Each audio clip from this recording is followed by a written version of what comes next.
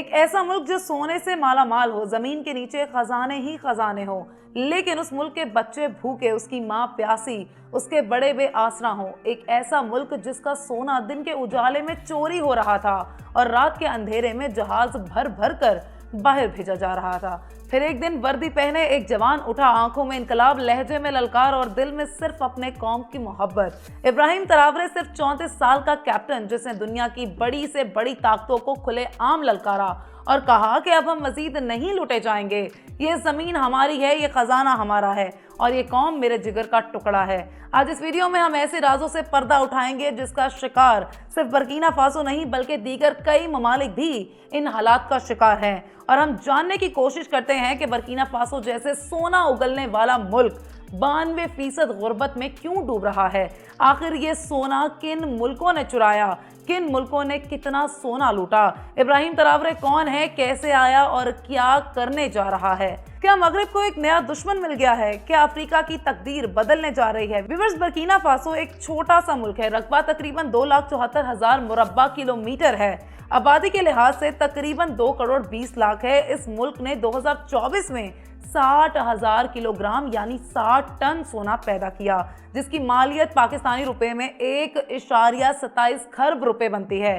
اس ملک میں سونے کے اتنے ذخائر موجود ہیں کہ ہر گھر اور گاڑی بھی سونے کی ہی بنی ہونی چاہیے تھی، لیکن حالات یہ ہیں کہ اس ملک میں نہ روٹی ہے، نہ بجلی اور نہ ہی پینے کے لیے پانی، نہ سیکیورٹی ہے اور نہ ہی اسپتال۔ گلیوں میں صرف آوارہ کھیلتے ہوئے لڑکے ہی ہر طرف دکھائی دیتے ہیں جن کے جسموں پر کپڑے تک موجود نہیں ہیں، یعنی 92% آبادی غربت سے نیچے ہے۔ تو آئیے اب ہم بات کرتے ہیں کہ کون لوٹ رہا ہے یہ خزانہ۔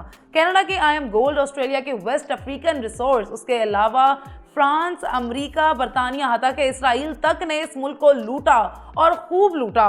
کمپنیاں سونا نکالتی رہیں اور مقامی عوام کو کچھ نہ ملا، اور معاہدے ایسے تھے جن میں قوم کو فقط چند فیصد کمیشن ملتا اور وہ بھی کرپٹ حکمران کھا جاتے۔ ویورز، اب سوال یہ پیدا ہوتا ہے کہ ان ملکوں نے سونا کیسے لوٹا؟ بہت سادہ سی بات ہے کہ طاقتور ملکوں نے یہاں کے حکمرانوں کو اپنے ساتھ ملایا، اپنا غلام بنا لیا۔ حکمرانوں نے اپنے ہی ملک کے ساتھ غداری کی اور بہت سستے داموں میں تھوڑی سی کمیشن لے کر سونا دیگر ملکوں کو نکالنے دیا، جو ٹرک بھر بھر کے یہاں سے لے گئے۔ اب بات کرتے ہیں کہ ابراہیم تراورے کون ہے اور اب آگے یہ کیا کرنا چاہتے ہیں۔ 2022 میں کیپٹن ابراہیم تراورے نے بغاوت کی، سابق صدر کو معزول کیا، اس کے علاوہ فوجی وردی میں کھڑے ہو کر عوام سے وعدہ کیا کہ میں اپنے بھائیوں کے خون کا سودا نہیں کرنے دوں گا، اب برکینا فاسو کسی کا غلام نہیں بنے گا۔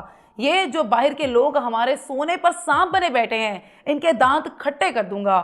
اب بات کر لیتے ہیں کہ ابراہیم نے فوری طور پر کیا اقدامات اٹھائے۔ سونے کی تو بڑی کانیں قومی ملکیت میں لے لی گئیں، کئی غیر ملکی کمپنیوں کے لائسنس منسوخ کر دیے، روس، چین اور دیگر متبادل پارٹنر سے نئے معاہدے کیے جا رہے ہیں۔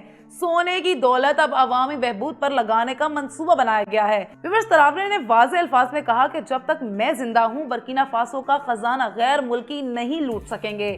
یہاں آپ کو ایک دلچسپ بات بتا دیں کہ برکینا فاسو کے سونے سے فرانس کو سالانہ اربوں ڈالرز کا فائدہ ہوتا تھا، لیکن ابراہیم نے کہا کہ ہم کسی نوبادیاتی غلام کے پابند نہیں، اگر ہماری آزادی سے ڈرتے ہیں تو ڈریں، ہم لڑیں گے، گریں گے لیکن بکیں گے نہیں۔ برکینا فاسو کی کہانی صرف ایک ملک کی کہانی نہیں، یہ ایک پیغام ہے ہر اس قوم کے لیے جو وسائل رکھتی ہے مگر اختیار نہیں رکھتی، ہر اس ماں کے لیے جو بھوکی ہے مگر اس کی زمین دولت سے بھرپور ہے۔ ابراہیم تراورے نے صرف سونا واپس نہیں لیا بلکہ اس نے اپنی قوم کی عزت، خودداری اور شناخت بھی واپس لی ہے۔ اگر آپ سمجھتے ہیں کہ برکینا فاسو جیسے ممالک کی آواز دنیا تک پہنچنی چاہیے تو اس ویڈیو کو شیئر کریں، لائک کریں اور کمنٹ میں اپنی رائے کا اظہار ضرور کریں۔